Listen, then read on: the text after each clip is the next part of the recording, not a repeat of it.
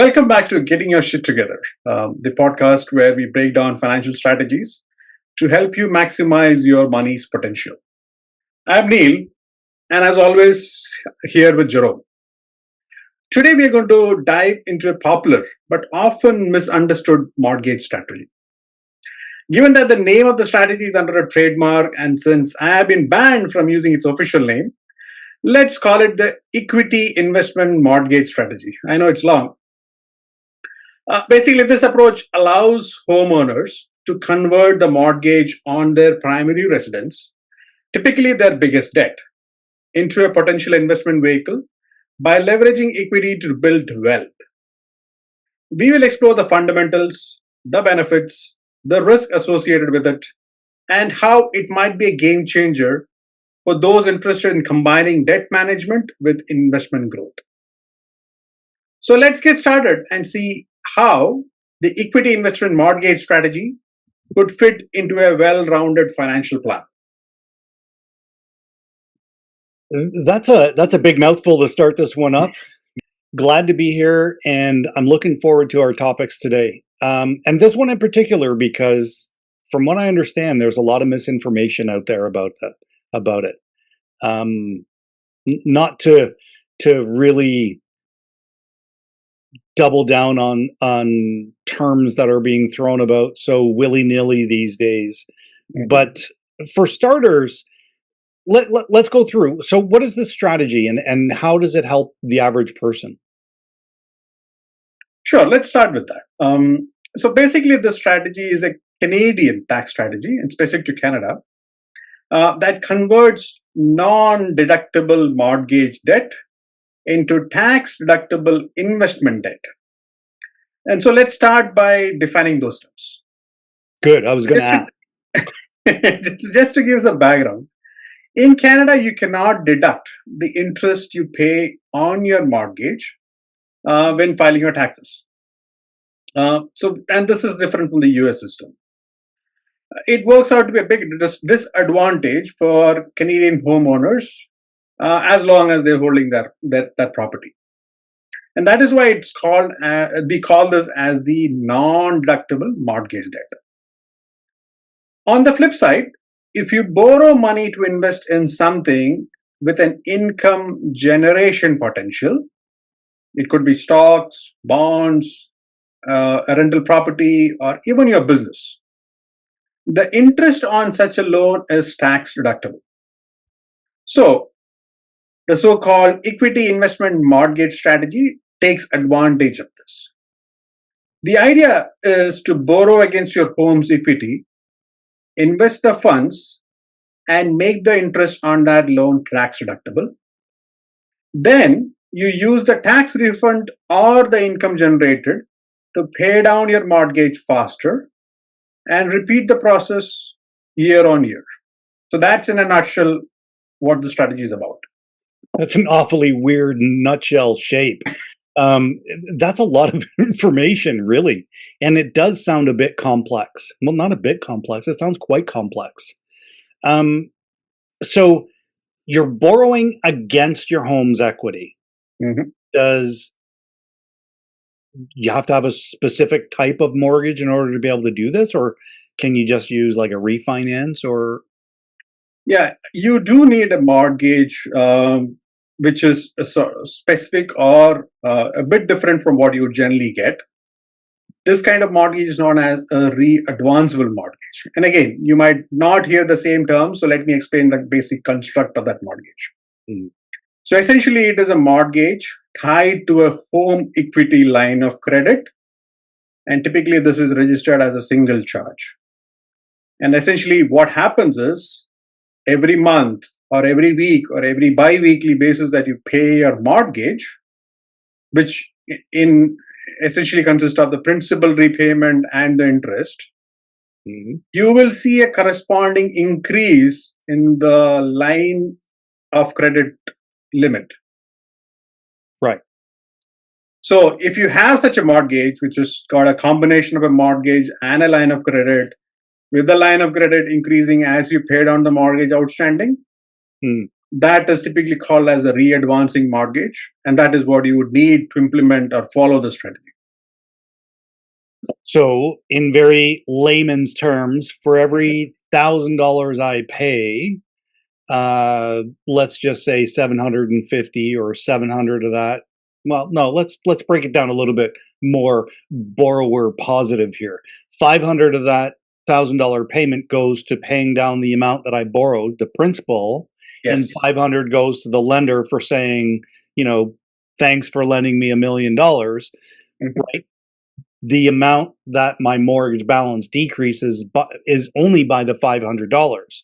Yes. But that $500 now opens up into the line of credit portion, which allows me to borrow back that $500 at a different interest rate, but I'm using it to invest. And Yes. that makes that okay. Yeah. So the Yeah. key is the funds are used for an income generating or an investment which has a potential to generate income. Okay. So I'm borrowing from one side, Peter, and I'm using it to invest over on the other side. Say I'm giving the money to Paul. Yep. But the money is still mine, right? Yes. And I'm paying interest on one side and earning interest on the other side. You're earning interest or capital gain or some sort of income on the other Through side. the investment of Yes. it. Yes. Through the investment of it. Well, Okay. you're also going to pay interest on whatever money you borrow from the line of credit as well. So, of course, your total interest costs are going to go up Yes. in the short term, but over the long term, that should typically be coming down. And again, with the tax adjustment that you would get, Mhm. effective interest costs should be lower. Right. Because going back to that comment, the $500 that my line of credit has now increased that I've borrowed against, the Mhm. interest that's payable on that now becomes a tax deduction because of this process. Yes. For let's say the interest that is getting charged on your line of credit Mhm. is say 6.95% today. Okay. Yep. If you happen to be in a 40% marginal tax bracket, your effective interest rate reduces because of the tax benefit you get. And so Yep. the 6.95% could essentially mean it is like 4.17% to you after the benefit of the tax reduction. Right. And so that will improve the more that I've borrowed for the purpose of investing. Well, the interest rate itself may not improve, Yes, that's correct. but the amount of money that you could save on your taxes, yes, Yeah. that might increase. The impact, I think, is where I was thinking. So if the difference is if $500 isn't going to make a huge difference on my overall tax bracket if I make $120,000 a year. Mhm. But if that line of credit that I'm using, I have utilized $40,000 or $50,000, and the interest that I'm paying on that is now going to help, right? Because the amount is much bigger. Yes. The tax break, if you will, has a bigger impact the more that's in there. Yeah. For example, if I borrowed $50,000, Mhm. your interest over that, at say 7%, works out to be about 3,500 a year. Right, right. Right. So essentially, then that becomes that money is then can be deducted from Yeah. your 120,000 of annual taxable income before you have to pay the tax. Right. So that doesn't sound so bad. Yeah. Plus the bigger benefit I would say is the 50,000 that you are able to invest Mhm. over and above your regular investments or your regular savings. Yeah. And that over time can make the bigger difference. It's like accelerating payments in a way, right? Because under normal circumstances, you would only put let's say 10% of your income. Mhm. This allows you to increase that to, say, maybe 11 or 12% in the first year, and then 12 or 13 in the second or third, and so on and so forth. It Yeah. accelerates. And yeah, that sounds like a really win-win scenario for most people. Yeah, it's increasingly, I would say, maybe a required strategy for many homeowners. Because let's see, the reality of the situation is many people who are buying a house today Mhm. are probably qualifying for the maximum mortgage that they can get, Today. right? So you could imagine that at least 30 to 35% of their pre tax income is going towards mortgage. Yeah. Even if you assume that 25% is their tax obligation, so 100 minus 25 minus 35, we are down to 60% of your income gone, or your Yeah. pre-tax income gone, right? So you're left with 40% to manage your life or your living expenses, save for your future and everything. And that may or may not be sufficient. So the strategy essentially gives you a room to sort of satisfy the needs of future savings Yeah. while you're fulfilling the home ownership desires. Yeah. And one thing that I think that is important to know is, sorry, I'm just reading from something that I was at yesterday where Mhm. they said only 35% of working Canadians age 50 and older could afford to retire. That's a Yep. pretty low number. What's an even lower number is that only 27% of Canadians have any kind of a written financial plan. So this really can benefit a lot of people if they're looking at it. Yes, I would say it is required, or I would say it is a strategy that every homeowner should ideally follow.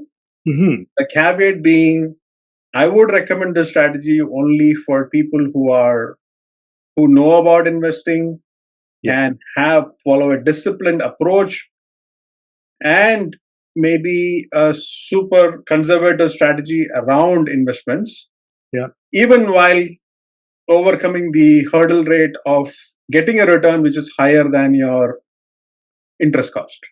Yeah. So what would you say to people? So we talked about wanting to have borrowers that have a little bit of experience with investing and so on and so forth. Is there ever a time when it's worth helping teach somebody this process? And how do you go about doing that? Where do we fall with that type of idea? So somebody listening to this today could be like, I don't really have any investments, but I'm intrigued by this idea. What do we Yeah. do there? So if you're not sure about investments, I'm sure there are investment advisors and planners who can help you put together a strategy Hmm. that you can use to implement this particular approach that we talked about. Yeah. As mortgage brokers, we can obviously help you figure out the best mortgage construct, which Yes. can help you implement the strategy. And also, we have access to, or we have a network of financial advisors, investment planners Yeah. who can help you further the strategy. If you're looking at investments like stocks or mutual funds or ETFs, Yeah. if your interest is more in the space of real estate, we obviously are connected with realtors who can find suitable investment properties and implement the strategy. Right. So depending on which avenue you want to follow, I'm sure we can connect you with the resources that you would read in order to implement the strategy. Another professional that you would need as part of this process is like a knowledgeable tax account. Yes. Yes. Right? So, okay, so we have this strategy. Us as mortgage brokers are going to be able to help a client with um, opening up access to available equity that will allow them to implement this type of a strategy. Recommending that they have at least been in communication. Well, I mean, at least have their own experience with investing, or they have access to or reach out to a financial advisor. And I think it's probably equally as important, the tax accountant, so that way they can definitely maximize strategies with the tax planning aspect of things. I don't want to go straight to reducing taxes because that is possible. However, I think the tax planning strategy is probably the most important part. So, I mean, this really does sound like a win-win from a client perspective. Why wouldn't they want to take available equity and make use of it in order to benefit them twice? Once for the investment, right? The future planning. And second is the potential for tax savings today. Yes. Anything else that they really need to think about initially if they're somewhat comfortable with investing on their own? So I kind of highlighted the need for, say, newer homeowners to look at the strategy. Mm-hmm. But this is something that can be useful for homeowners who probably have almost paid off their mortgages as well. Because given where home values are today, or property values are today, Mm-hmm. they are likely sitting on a couple of $100,000 of equity. Yeah. Which, if they have paid off that mortgage, well and good, but that equity is not doing anything much for them today. And so, depending on where they are with their readiness for retirement, it's something that they might want to look at investigating or leveraging if they are short of where they need for a decent retired life. Yeah. And I can't stress enough, I think, for any individual who owns a house, or even if you don't own a house, part of the reason for our name is to help people understand that nobody is going to do it for you. So you have to take an active role in all aspects of your life, and that retirement planning is probably the primary one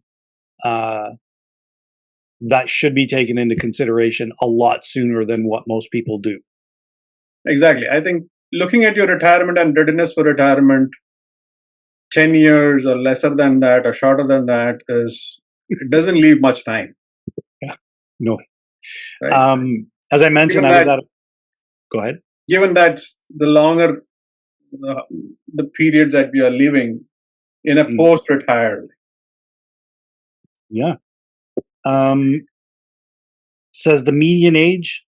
Can I share some further statistics? Definitely. The median age of Canadian retirement says if you're a public sector employee, they tend to retire at around 63 years old. So public sector meaning you work for the government. If you're a defined pension, a defined benefit pension. Yeah, you get everything, and we're happy to help you get there. If you're a private sector employee, the average age of retirement is 65.1 years. Mm-hmm. If you're self-employed, you want to take a guess on this one, Neil? 70s? 67.8 years. Okay. And across all workers, the average is 64.9 years. So, I mean, what that effectively means is people are retiring seemingly sooner than what used to happen. Now, what you just talked about. And life expectancy. Was there a mention about the trend? Are we seeing those ages increase or decrease, or which way is it tending? No, it wasn't. It was just a statistic, basically like a snapshot, right? Like a static sort of shot as we are today. But the interesting part was what you were alluding to was life expectancy for Canadians. So at the time of birth, and well, I'm just going to kind of go for people, life expectancy for Canadians, it said at age, if from birth for females, it was 83.8 years. Mhm. But now, if you're around 65, you can live up to 87.1 years. So you're basically going to be in retirement for like 22 years. 22 years. Yeah. Right. For males, at birth, it was 79. We were a rowdy crowd. Didn't expect to live long. But now that's actually improved from 79.3 to 84.3 years. So we've gained 5 years by just being calmer and smarter. So men need to save 4 years lesser than females. Exactly. Okay. But the important part to understand is that you have to budget and plan for your retirement, because I bet you, I don't know what the statistics are, other than what I had mentioned about how many people are actually planning. 27% of Canadians have a written plan, and the rest don't. So that means that, whatever happens, happens, right? There are a lot of spontaneity going on amongst retired people. But wouldn't it be so much nicer to have a bit of a plan? Absolutely. Again, plans do not go as per the plan, but at least you should have a plan. That's right. That's right. So so when we look at restructuring somebody's mortgage, in order to make use of this type of a plan, if you will, what are some of those things that people need to think about? Are there some risks involved? So before we even go there, let me touch upon another aspect, since you talked about structuring or restructuring the mortgage. Mm-hmm. So essentially, there are a couple of opportunities where people can look at getting this kind of mortgage. Implement the strategy. One is, if somebody has planned well in advance, they could even be going into this construct of a mortgage right at the time of a purchase. Yeah. So if you have 20% down payment, those kind of borrowers are eligible to get that kind of mortgage, like a re-advancing mortgage right at the time of purchase, and start implementing the strategy day one. Otherwise, people who have at least 20% equity in their home can look for an opportunity to refinance and get this mortgage. Yeah. Right. So those are the two ways that you can get a re-advancement mortgage. So in both cases, you pretty much need to have a minimum amount of equity in the home, in order to be able to get this type of a product, basically. Yeah. Unfortunately, these products are not available when you have an insured mortgage. Mm-hmm. Mm-hmm. So let's talk about some risks for people in this type of thing, because I think that they know. So what type of risks would the average borrower have when looking at a mortgage like this? So since we are talking about investments, obviously there is a risk of the investment that you are making, right? So you are borrowing money to invest. And so the success of the strategy depends on how well your investments are doing. Yeah. So if they are giving a return lower than the cost of your borrowing, obviously it is not working to your benefit. Yeah. If the money is lost because of bad investment decisions, then that is a cause of concern, because the loan obligation still stands. Yeah. Right. So those are risks associated with the investment. So risk are go ahead. No, I was just going to say, so choosing good investments for this are very important. But is every investment going to have a great return that's going to be higher than the interest you're paying on the money that you've borrowed? So that is where the market volatility also comes into play. Depending on the investments, the market values of those investments may go up and down year on year, month on month. Yeah. Right. So as long as you have a sound strategy to investment, you have reliable assets that you're investing in. Yeah. The volatility should not really impact you, because you're investing for the long term. Right. But if you are more concerned about those investments, yes, it can lead to some degree of heartburn. So you should be able to withstand those circumstances while you ride through those periods. Yeah. Yeah. Right? Those periods are going to be done like this. Yeah. So if you're somebody who's looking at the value of investments every 5 minutes, yes, it can cause you a lot of anxiety. Yeah, be the Warren Buffett here, I think is the message, right? Mhm. The long term strategy. These aren't, penny stocks where you're going to see them fluctuate Yeah, dramatically. yeah, absolutely. So, The, no, go ahead. some other risks are, so when you're borrowing from a line of credit, it is a different invest or a loan product than a mortgage. Yeah. A line of credit is usually an on-demand loan. So if the bank feels the need, and maybe it is because of situation specific to your case, or maybe it's just the economic environment, Mhm. the bank may or may not decide, may decide at some point to call the loan back. So that's another risk. It's an on-demand loan, so you run the risk of the bank calling the loan, and obviously you'll have to settle that at that point. So in such a situation, one of the exits, of course, is to sell the investments, pay the taxes, and repay the loan. Yeah. Of course, the risk at that point is that if the value of the assets or investments are not at par or higher than the loan that you have to repay, then it could be a undesirable situation. Yeah.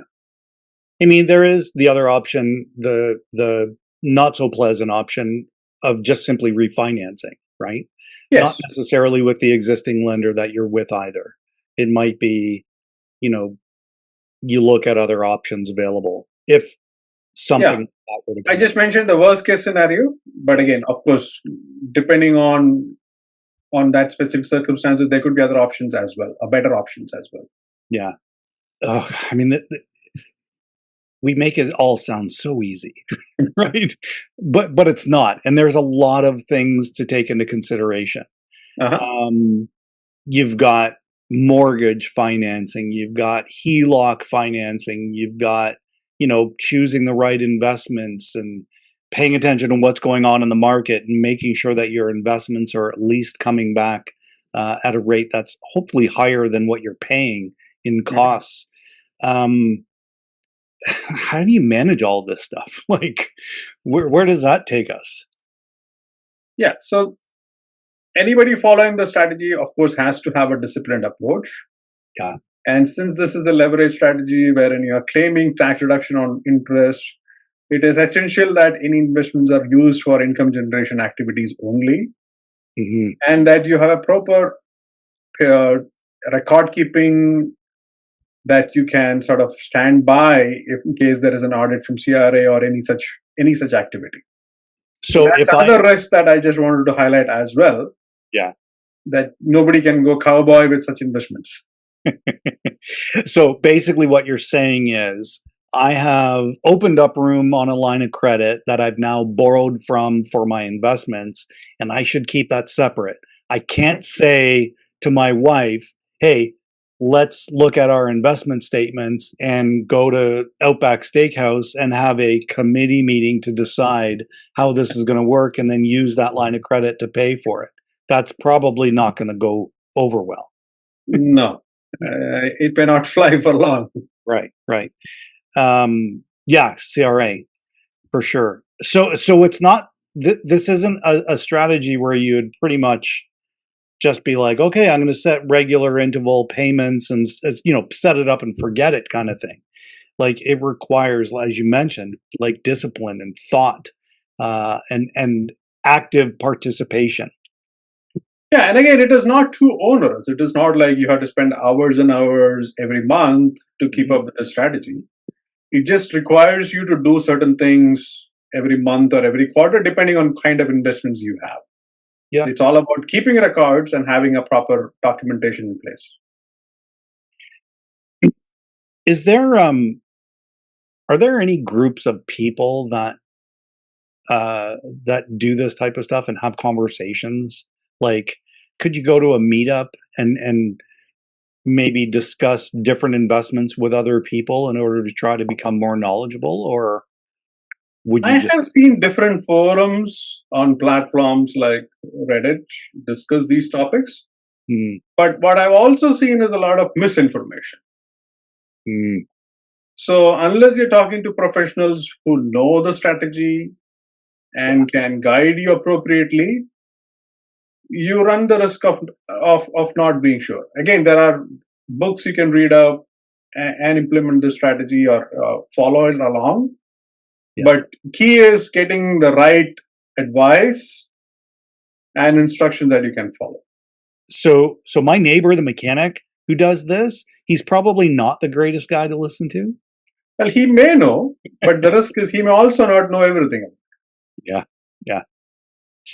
Yeah. So kind of brings things all the way around, from the beginning. We talked a lot about, the process, what this is, how it can help people, how it can benefit you, the need for professionals, unless, there are a lot of people who have been dabbling in the investment market, or maybe more than dabbling in the investment market, and feel very comfortable, logging into a Questrade account or a Scotia iTrade or whatever it is, and making use of that.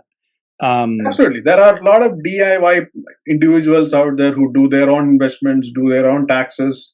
Yeah. But they spend a lot of time and energy studying those topics, subjects, knowing what they are doing.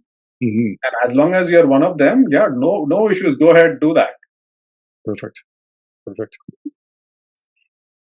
And also for everybody, like, package your documentation well, so that way it'll help you at tax time. Absolutely, that is key. Yeah. Any last thoughts that we want to? I think we talked the basics of this strategy or approach today in good detail. At some other opportune time, future, we'll probably go through a bit more advanced strategies associated with this approach, which can give added benefit for borrowers, mortgage homeowners who want to follow this strategy and implement it for their benefit. Yeah, but I think this is a good place to stop for today. I do as well. We haven't overstepped any boundaries. We haven't, told people to jump off the cliffs or anything like that. But we've given you a bit of a carrot, let's say, and the idea here is to invite more conversation. Let's talk about your situation and see if it would work, if this type of planning could work for you. I mean, that's the first thing that should happen. From our perspective, it costs you nothing. We don't charge for the time to have these conversations. Now, we're not going to sit online with you and pick stocks, but we'll definitely go through the process and sort of see where you're at. And then maybe even point you in a direction of a professional like a financial planner or a tax person that we can offer as a referral if you need to go there. Absolutely. And in some circumstances, maybe you already have the mortgage that you need to implement the strategy. Maybe you don't know about it. Yeah. So reach out, have a discussion with us. Doesn't take more than 30 minutes to figure things out. Yeah. And we can see as to how you could proceed. Yeah. Maybe you're already on your way to having your shit together. You just don't know it. Don't know about it. Yeah, that's right. Okay. Thank you, Neil, and thank you all for listening into this segment of Getting Your Shit Together. And until next time. Take care.